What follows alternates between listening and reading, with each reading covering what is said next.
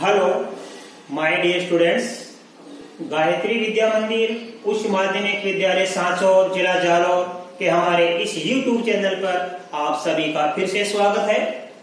प्रिय विद्यार्थियों, मैं अनिल कुमार सोनी, कक्षा 8 विषय गणित अध्याय 8 राशियों की तुलना। आज इसका एग्जाम्पल नंबर 2, 3 सिखा रहा हूं। देखो बच्चों, एग्जाम्पल नंबर 2 में क्या लिखा है। पिछले वर्ष एक स्कूटर का मूल्य रुपये 34,000 था। इस वर्ष इसके मूल्य में 20% की वृद्धि हो गई, यानी बढ़ गया। वृद्धि मीन्स बढ़ गया और ह्रास मतलब कमी होना। तो इस वर्ष इसके मूल्य में 20% की वृद्धि हो गई। स्कूटर का नया मूल्य क्या है? बच्चों देखो कैसे ज्ञात करेंगे हम, ध्यान देना। तो सबसे लिखेंगे पिछले वर्ष स्कूटर का मूल्य, तो ध्यान देना, यहां से लिखेंगे पिछले वर्ष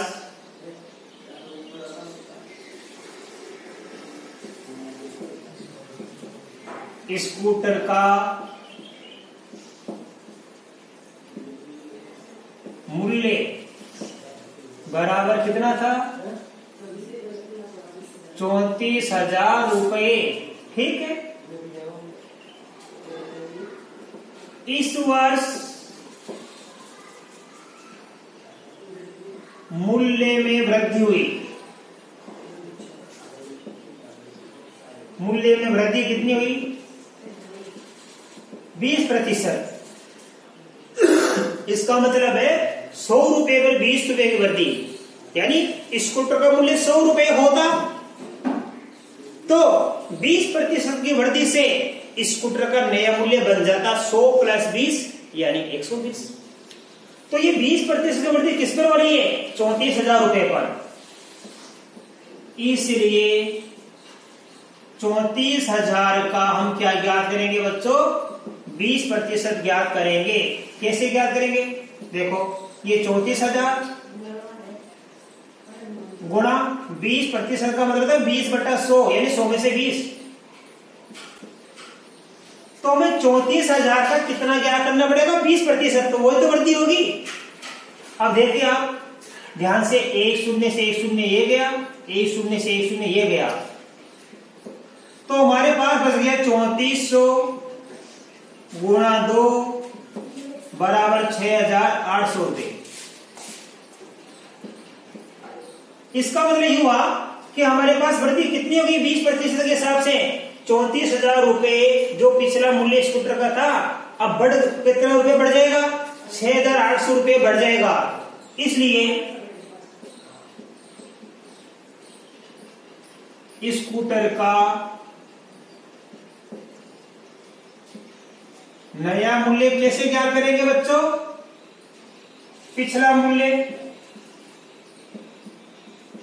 स्कूटर का पिछला मूल्य प्लस वृद्धि। अब आप समझिए, स्कूटर का पिछला मूल्य हमारे पास कितना दिया हुआ था? 34,000 रुपये। और वृद्धि हमारे पास कितनी हुई? 6,800 रुपये। इन दोनों को जोड़ेंगे बच्चों हम, तो देखो डबल जीरो से डबल जीरो वैसी की वैसी आ गई। ये 8 में जीरो जोड़ेंगे यार। अब 6 34 में जोड़ देंगे 40, तो 40,800 रुपये होगा आंसर। तो स्कूटर का पिछले वर्ष का मूल्य 34,000 रुपये था। इस वर्ष मूल्य में वृद्धि होगी 20%। तो ये 20% कितने का क्या करेंगे? 34,000 का।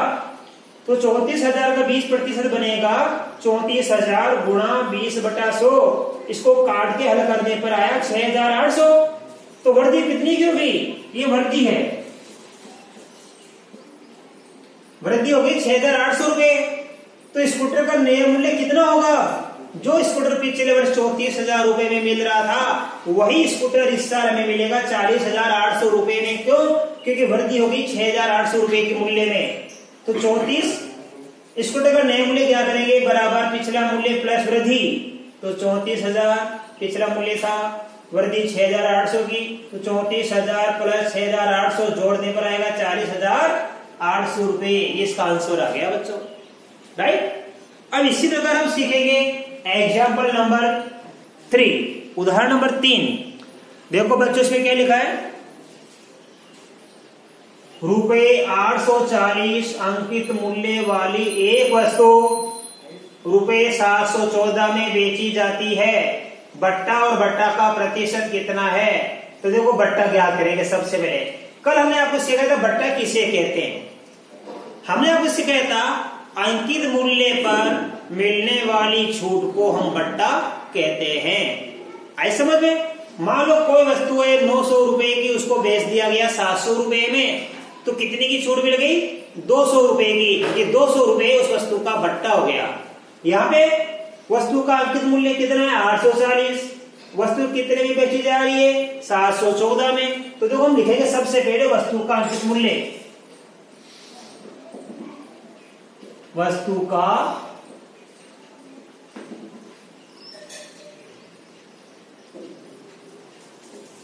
अंकित मूल्य बराबर 840 रुपए। अब लिखेंगे वस्तु का विक्रय मूल्य, वस्तु का विक्रय मूल्य कितने में बेची जा रही है, मतलब यहां है 714 रुपए। अब हमें ज्ञात करना बट्टा यानी छूट। बट्टा कैसे ज्ञात करते हैं? अंकित मूल्य, मैंने आपको कल लिखाया था सब कुछ बड़ी सरल भाषा में। अंकित मूल्य माइनस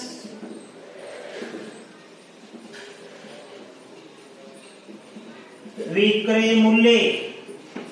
बच्चों अंकित मूल्य हमारे पास कितना? 840 रुपए माइनस विक्रय मूल्य कितना है? 714 रुपए।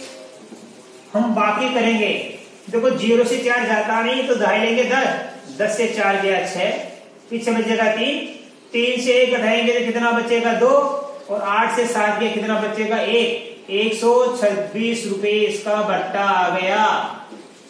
ये बट्टा हमने ज्ञात कर लिया। आगे लिखा है बट्टा का प्रतिशत कितना है, तो अब लिखेंगे बट्टा का प्रतिशत ज्ञात करेंगे। आप चिन्ह भी लगा सकते हो। कल आपको लिखाया था मैंने बट्टा प्रतिशत ज्ञात करने का सूत्र। हमेशा बट्टा किस पे मिलता है? अंकित मूल्य पर मिलता है।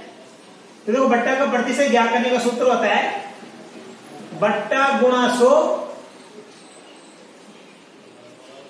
बट्टा अंकित मूल्य।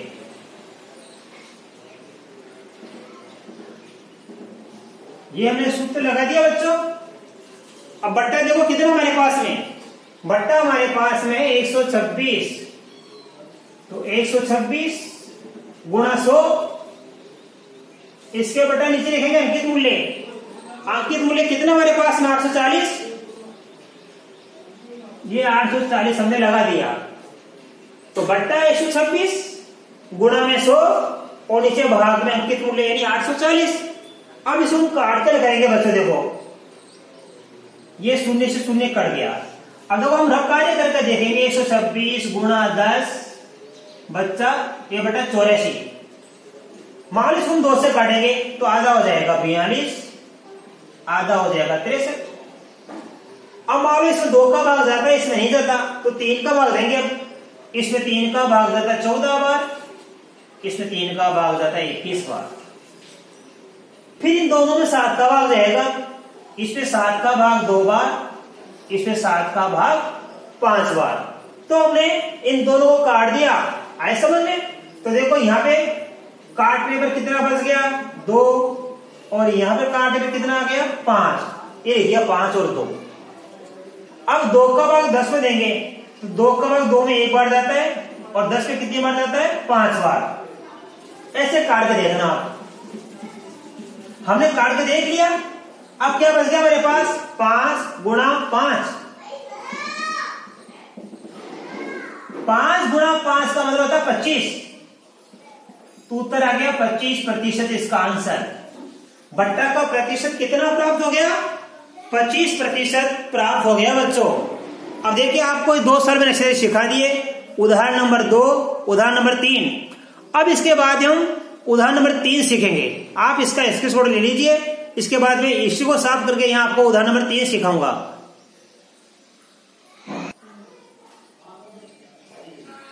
तो ठीक है, यहाँ काटने पर आ गया बच्चों ये 3 और यहाँ पे है 2। अब 2 को इससे काटेंगे, 2 एकम 2, 2 पंजे 10, तो यहाँ बच गया 3, यहाँ बच गया 5। 3 को गुणा किया 5 से, 3 पंजे 15% आ गया इसका।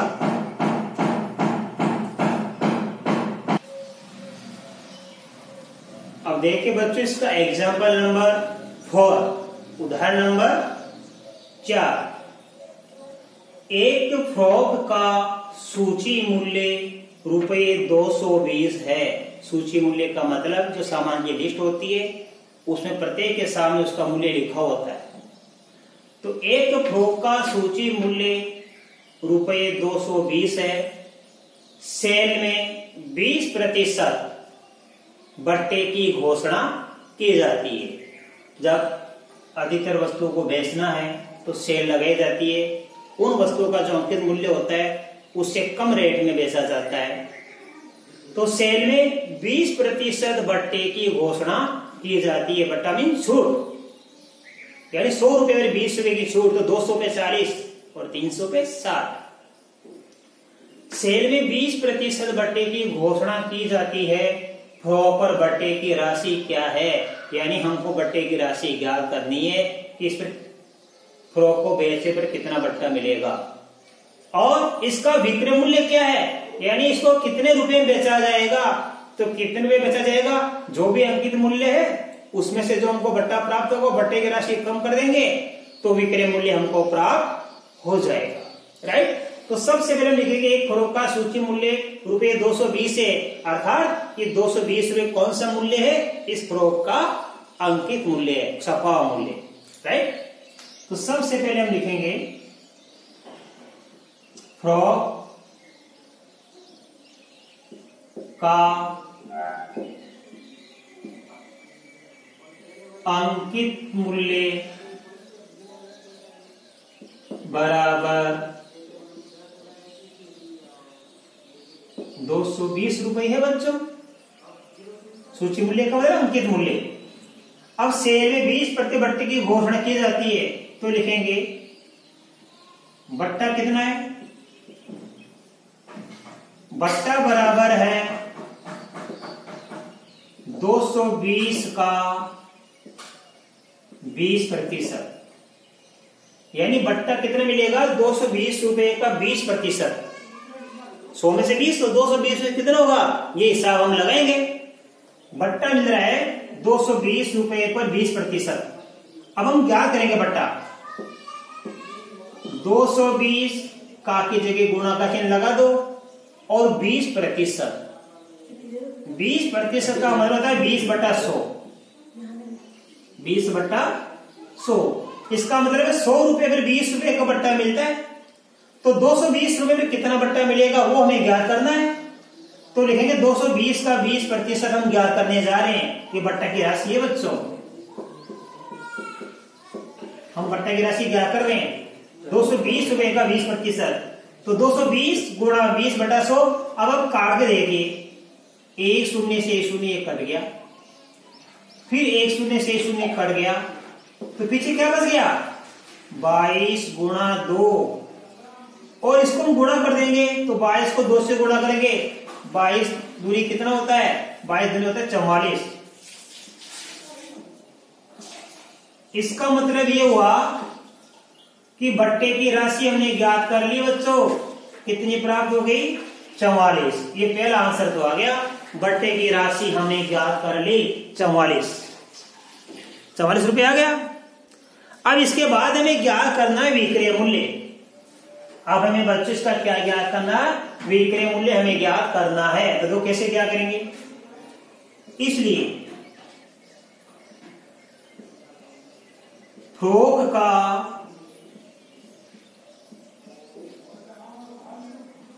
विक्रय मूल्य हमें ज्ञात करना है। तो देखो बट्टा कैसे ज्ञात करते हैं, अंकित मूल्य में से विक्रय मूल्य घटाकर।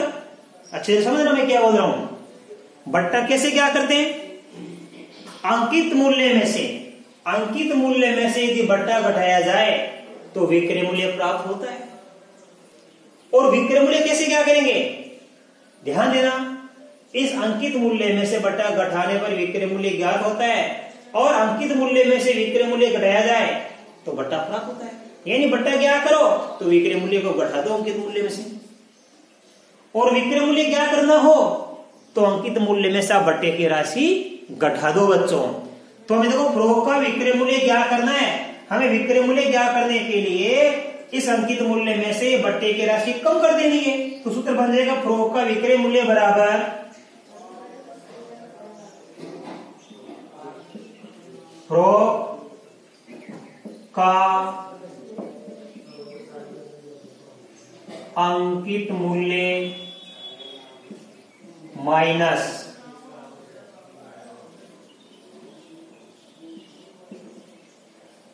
बट्टे की राशि। तो फ्रॉक का विक्रय मूल्य बराबर क्या होगा, फ्रॉक का अंकित मूल्य माइनस बट्टे की राशि। अब हम लिखेंगे फ्रॉक का अंकित मूल्य कितना हमारे पास में 220 रुपए है बच्चों, तो यहां लिखेंगे 220 रुपए, और बट्टे की राशि हमको प्राप्त कितनी हुई यहाँ पे 44 रुपए, इसमें से हम घटाएंगे 44 रुपए। तो 220 माइनस 44 यानी 220 में हम 44 घटा रहे हैं बच्चों, तो आप घटा दीजिए। देखो यहां 0 से 4 नहीं जाएगा, 0 4 के कितना बच गया 6 और बच गया 1 में 4 नहीं जाएगा, 11 में 4 गया तो कितना बचता है 7, पीछे बच गया 176 रुपए, 176 रुपए। तो हमने फ्रॉक का विक्रय मूल्य भी ज्ञात कर लिया, फ्रॉक का विक्रय मूल्य आ गया 176 रुपए। किससे ज्ञात किया, फ्रॉक का अंकित मूल्य माइनस बट्टे की राशि से। इस प्रकार बच्चों में इस सवाल में बट्टे की राशि भी ज्ञात कर ली और फ्रॉक का विक्रय मूल्य भी हमने ज्ञात कर लिया। तो 220 रुपए पर बट्टे की राशि कितनी छूट मिलेगी, 44 रुपए की छूट मिलेगी। तो विक्रय मूल्य कैसे क्या करेंगे, 220 में से हम 44 घटाएंगे तो उस 220 रुपए अंकित मूल्य वाली जो फ्रॉक है उसको कितने में बेचा जाएगा, 176 रुपए में बेचा जाएगा। और मैं आशा कर सकता हूं कि आज आपको बताए गए बच्चे तीनों उदाहरण नंबर 2, उदाहरण नंबर 3 और उदाहरण नंबर 4 बड़ी ही अच्छी तरीके से आपके समझ में आए होंगे। आप इन सभी उदाहरण को अपनी नोटबुक में उतारना और इन सभी उदाहरणों को अच्छी तरह से आप बच्चों लर्न करना। इसके बाद में इसके आगे के उदाहरण बच्चों कल आपको नए वीडियो में सिखाऊंगा। तब तक के लिए आप सभी को बहुत बहुत धन्यवाद।